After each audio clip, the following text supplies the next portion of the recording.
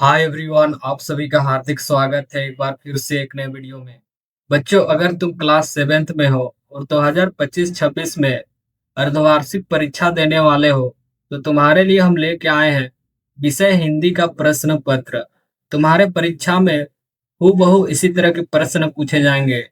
तो वीडियो काफी इम्पोर्टेंट होने वाला है, तो वीडियो को शुरू से अंत तक देखना। और चैनल पे नए हो तो चैनल को सब्सक्राइब कर बेल आइकन बटन को दबाना मत भूलना, ताकि तुम्हें इस तरह के वीडियो का नोटिफिकेशन सबसे पहले मिले। तो तुम्हें टोटल 50 अंक के प्रश्न पूछे जाएंगे। तो चलिए बच्चों, शुरू करते हैं। तो यहाँ पे तुम्हें पहला क्वेश्चन पूछा गया बच्चों, मिठाई वाला कहानी में चुन्नू ने कौन सा खिलौना खरीदा था? ऑप्शन ए हाथी, बी घोड़ा, सी रेलगाड़ी, डी सिपाही। तो इसका राइट उत्तर हो जाएगा ऑप्शन नंबर बी, यानी कि घोड़ा खरीदा था। तो क्वेश्चन नंबर वन का ऑप्शन नंबर बी राइट उत्तर हो जाएगा। अब आते हैं बच्चों क्वेश्चन नंबर सेकंड पे। तो बच्चों, क्वेश्चन नंबर सेकंड में तुम्हें पूछा गया है, पाठ में मुरली वाले का वर्णन किस प्रकार किया गया है? ऑप्शन ए मोटा और काले रंग का युवक, ऑप्शन बी बूढ़ा और अनुभवी व्यक्ति, ऑप्शन सी दुबला पतला गोरा युवक जो बीकानेरी साफा बांधता है, या फिर ऑप्शन डी एक छोटा बच्चा जो मुरली बेचता है। तो इसका राइट उत्तर है ऑप्शन नंबर सी, यानी कि मुरली वाले को एक दुबला पतला गोरा युवक और बीकानेरी साफा बांधता हुआ वर्णन किया गया है। तो क्वेश्चन नंबर सेकंड का ऑप्शन नंबर सी राइट उत्तर हो जाएगा। अब आते हैं बच्चों क्वेश्चन नंबर थ्री पे।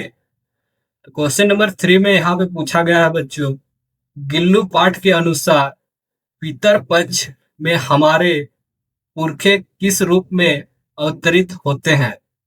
ऑप्शन ए पे दिया हुआ हुआ है यहाँ पे गरुड़ बनकर, बी हंस बनकर, सी काक यानी कि कौवा बनकर, डी मयूर बनकर।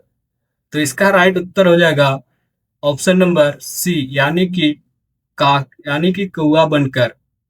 तो क्वेश्चन नंबर थ्री का ऑप्शन नंबर सी राइट उत्तर हो जाएगा। अब आते हैं क्वेश्चन नंबर फोर पे, जहां पे तुम्हें पूछा गया बच्चों, भूख लगने पर गिल्लू किस प्रकार सूचना देता था? ऑप्शन ए चीख चीख करके, ऑप्शन बी बर्तन गिराकर, ऑप्शन सी लेखिका का आंचल खींचकर, ऑप्शन डी कूद फांद करके। तो इसका राइट उत्तर हो जाएगा ऑप्शन नंबर ए, यानी कि चीख चीख कर सूचना देता था कि उसे भूख लगी है बोल के। तो क्वेश्चन नंबर फोर का ऑप्शन नंबर ए राइट उत्तर हो जाएगा। अब आते हैं क्वेश्चन नंबर फाइव पे, जहां पे तुम्हें पूछा गया है, चाहता हूं कविता में कवि अपनी कमर पर क्या कसकर बांधने को कहता है? ऑप्शन ए तलवार, बी ध्वज, सी ढाल, डी रस्सी। तो इसका राइट उत्तर हो जाएगा ऑप्शन नंबर सी, यानी कि चाहता हूं कविता में कवि ढाल कमर पर बंधने को कहता है, यानी कि ऑप्शन नंबर सी इसका राइट उत्तर हो जाएगा। अब आते हैं बच्चों क्वेश्चन नंबर 6 पे, जहां पे तुम्हें पूछा गया है, कविता चाहता हूं में रक्त का कण कण समर्पित पंक्ति में कण कण शब्द का प्रयोग क्या कहलाता है? ऑप्शन ए उपमा, बी पुनरुक्ति, सी अनुप्रास, डी योमक। तो इसका राइट उत्तर हो जाएगा ऑप्शन नंबर बी, यानी कि पुनरुक्ति कहलाता है, यानी कि क्वेश्चन नंबर 6 का ऑप्शन नंबर बी राइट उत्तर हो जाएगा। अब आते हैं बच्चों क्वेश्चन नंबर 7 पे। तो क्वेश्चन नंबर 7 पे यहाँ पे तुम्हें पूछा गया है, खुशबू रचते हैं हाथ, कविता में पीपल के पत्ते से नए नए हाथ किनके हाथों की ओर संकेत करता है? ऑप्शन ए पे दिया गया है यहाँ पे वृद्ध श्रमिकों के, ऑप्शन बी बाल श्रमिकों के, ऑप्शन सी महिला श्रमिकों के, ऑप्शन डी अमीर लोगों के। तो इसका राइट उत्तर हो जाएगा तुम्हारा ऑप्शन नंबर बी, यानी कि बाल श्रमिकों के। अब आते हैं क्वेश्चन नंबर 8 पे। तो क्वेश्चन नंबर 8 में तुम्हें यहाँ पे पूछा गया बच्चों, कवि अरुण कमल का जन्म कहाँ हुआ था? ऑप्शन ए सिमरिया घाट बिहार में, या फिर ऑप्शन बी रोहतारा बिहार में, या फिर ऑप्शन सी मुरादाबाद उत्तर प्रदेश में, या फिर ऑप्शन डी फारुखाबाद उत्तर प्रदेश में। तो इसका राइट उत्तर हो जाएगा ऑप्शन नंबर बी, यानी कि रोहतास बिहार में जन्म हुआ था अरुण कमल का। तो क्वेश्चन नंबर 8 का ऑप्शन नंबर बी इसका राइट उत्तर हो जाएगा। अब आते हैं क्वेश्चन नंबर 9 पे, जहां पे तुम्हें पूछा गया है पोथी कहानी में बुधन की माँ उसके लिए सुबह नाश्ते में क्या बनाने वाली थी। ऑप्शन ए चावल और दाल, बी गेहूं और रोटी और सब्जी, ऑप्शन सी बुढ़वा रोटी और उड़द दाल, ऑप्शन डी भात और तियन। तो इसका राइट उत्तर हो जाएगा ऑप्शन नंबर सी, यानी कि बुधन की माँ सुबह नाश्ते में मड़ुआ रोटी और उड़द का दाल बनाने वाली थी। तो क्वेश्चन नंबर 9 का ऑप्शन नंबर सी राइट उत्तर हो जाएगा। अब आते हैं प्रश्न 10 पे, जहां पे तुम्हें पूछा गया है कौन सी मछली रासायनिक दवाओं को बिल्कुल बर्दाश्त नहीं कर पाती है। ऑप्शन ए गड़ई मछली, ऑप्शन बी गेतू मछली, सी पोटी मछली, डी बुदू मछली। तो इसका राइट उत्तर हो जाएगा ऑप्शन नंबर डी, यानी कि बुदू मछली बिल्कुल ही रासायनिक दवाओं को बर्दाश्त नहीं कर पाती है। यानी कि क्वेश्चन नंबर 10 का ऑप्शन नंबर डी इसका राइट उत्तर हो जाएगा। अब आते हैं क्वेश्चन नंबर 11 पे, जहां पे तुम्हें पूछा गया है जीवन रक्षक वृक्ष पाठ में रमेश की जिज्ञासा शांत करने में किसने मदद की। ऑप्शन ए उसकी माँ ने, बी उसके शिक्षक ने, सी कृष्णकांत ने, ऑप्शन डी उसके पिता ने। तो इसका राइट उत्तर हो जाएगा ऑप्शन नंबर सी, यानी कि कृष्णकांत अंकल ने उसे शांत करने में मदद की। अब आते हैं क्वेश्चन नंबर 12 पे, जहां पे तुम्हें पूछा गया बच्चों मच्छरों को दूर भगाने के लिए किस पेड़ की पत्ती और लकड़ी का धुआं उपयोगी है। ऑप्शन ए पीपल का, बी करंज का, सी नीम का, डी सहजन का। तो इसका राइट उत्तर हो जाएगा ऑप्शन नंबर बी, यानी कि करंज का पत्ता मच्छरों को दूर भगाने और के लिए उपयोग होती है। यानी कि ऑप्शन नंबर 20 का राइट उत्तर हो जाएगा।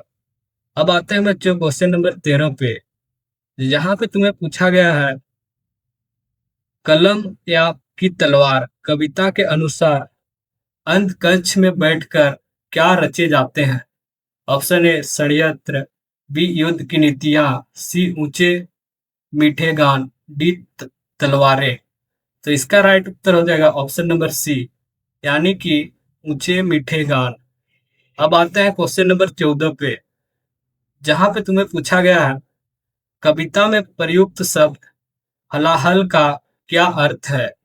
ऑप्शन ए अमृत, बी हलचल, सी बीस, डी पानी। तो इसका राइट उत्तर हो जाएगा ऑप्शन नंबर सी, यानी कि हलाल का अर्थ है बीस। यानी कि ऑप्शन नंबर सी इसका राइट उत्तर हो जाएगा। अब आते हैं क्वेश्चन नंबर 15 पे, जहां पे तुम्हें पूछा गया है विजय बाबू के अनुसार फेरी वालों की क्या आदत होती है। ऑप्शन ए सच बोलने की, बी अधिक मोलभाव करने की, सी झूठ बोलने की, डी जल्दी में रहने की। तो इसका राइट उत्तर हो जाएगा ऑप्शन नंबर सी, यानी कि झूठ बोलने की आदत होती है। तो क्वेश्चन नंबर 15 का ऑप्शन नंबर सी इसका राइट उत्तर हो जाएगा। अब आते हैं बच्चों क्वेश्चन नंबर 16 पे, जहां पे तुम्हें पूछा गया है लेखिका जब लिखने बैठती थी तो गिल्लू उनका ध्यान आकर्षित करने के लिए क्या करता था। ऑप्शन ए काजू मारता था, बी उनके पैर से पर्दे पर चढ़ता उतरता था, या फिर ऑप्शन सी चीख चीख कर चिल्लाता था, या फिर ऑप्शन डी लिफाफा से बाहर निकल जाता था। तो इसका राइट उत्तर हो जाएगा ऑप्शन नंबर बी, यानी कि उनके पैर से पर्दे पर चढ़ता उतरता था। यानी कि ऑप्शन नंबर 20 का राइट उत्तर हो जाएगा। अब आते हैं बच्चों क्वेश्चन नंबर 17 पे, जहां पे तुम्हें पूछा गया है लेखिका ने गिल्लू को गर्मी से बचाने का कौन सा नया उपाय खोजते देखा। तो इसका राइट उत्तर हो जाएगा ऑप्शन नंबर सी, यानी कि वह पास में रखी सुराही पर लेट जाता था। तो ऑप्शन नंबर सी इसका राइट उत्तर हो जाएगा। अब आते हैं क्वेश्चन नंबर 18 पे, जहां पे तुम्हें पूछा गया है, कवि ने कवि ने अपने भाल पर किसकी धूल मलने का आग्रह करता है। ऑप्शन ए मंदिर की, बी अपनी माँ की चरणों की, सी मृत भूमि की चरणों की, डी युद्ध भूमि की। तो इसका राइट उत्तर हो जाएगा ऑप्शन नंबर सी, यानी कि मातृभूमि के चरणों की। तो ऑप्शन नंबर सी इसका राइट उत्तर हो जाएगा। अब आते हैं क्वेश्चन नंबर 19 पे, और अभी तक चैनल को सब्सक्राइब नहीं किए हो तो चैनल को सब्सक्राइब कर दो और वीडियो को लाइक और शेयर कर दो। अब आते हैं क्वेश्चन नंबर 19 पे, जख्म के से फटे हुए हाथ पंक्ति श्रमिकों को किस दशा को दर्शाती है। ऑप्शन ए उनकी खुशी को, ऑप्शन बी उनकी दयनीय और कष्टपूर्ण स्थिति को, ऑप्शन सी उनकी अमीरी को, ऑप्शन डी उनके आलस्य को। तो इसका राइट उत्तर हो जाएगा ऑप्शन नंबर बी, यानी कि उसकी दयनीय और कष्टपूर्ण स्थिति को। अब आते हैं लास्ट क्वेश्चन पे, यानी कि क्वेश्चन नंबर 20 पे, जहां पे तुम्हें पूछा गया है, पोथी की कहानी में बुधन के बड़े भाई का नाम क्या था। Option A Soma, B Mangal, C Tarun, D है तुम्हारा रमेश। तो इसका राइट उत्तर हो जाएगा ऑप्शन नंबर बी, यानी कि पोथी कहानी में बुधन के बड़े भाई का नाम मंगल था। तो ऑप्शन नंबर बी इसका राइट उत्तर हो जाएगा। अगर वीडियो में यहाँ तक पहुँच गए हो तो चैनल को सब्सक्राइब करके ही जाना, और वीडियो को लाइक कर देना और दोस्तों के साथ शेयर कर देना। मिलते हैं किसी और नए वीडियो के साथ।